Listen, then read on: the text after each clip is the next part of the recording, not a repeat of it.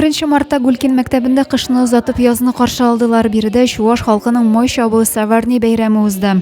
Шаварни в переводе с чувашского языка, если точно перевести, щу это лето, шаварни эрни, то есть летние встречи, получать масляные, щу это масло, вот встречаем как бы масленицу, так ведь, так же как и у русских. И она продолжается у нас 2 недели. 2 недели, первая неделя у нас называется асла шаварни, то есть большая масленица, а потом в следующей неделе уже называется кезен шаварни, то есть малая масленица. Укучылар Чуваш халкының күңелле җырларын башкардылар, аркан тартышуда көч сынашып, чыршу килеп, милли уеннарда катнаштылар.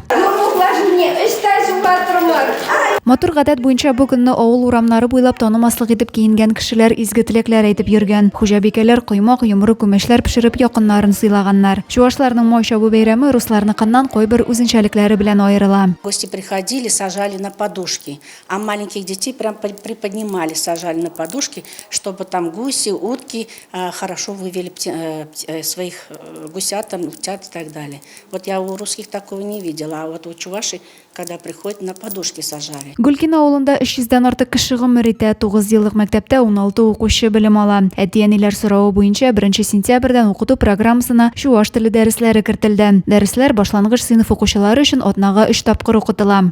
Дети, конечно же, да, с удовольствием изучают язык, и им нравится произношение, почему слова так по-чувашски называются. Многое, конечно же, мы открываем и для себя.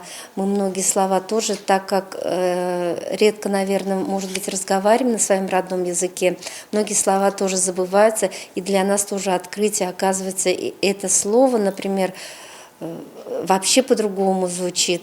Для нас это тоже очень интересно. Узган ел Гулькин мәктәбе Татарстанда яшәүче халыкларның телләрен, горыф-гадәтләрен, мәдәниятларын саклап калуга һәм үстерүгә юнәлдерелгән проектларны тормышка ашыру өчен грант отты. Димәк, балаларның туган телене өйрәнүдә мөмкинлекләре күбрәк булачак. Адилә Борханова, Александр Тимофеев, Ангелина Санникова, Зей хәбәрләре.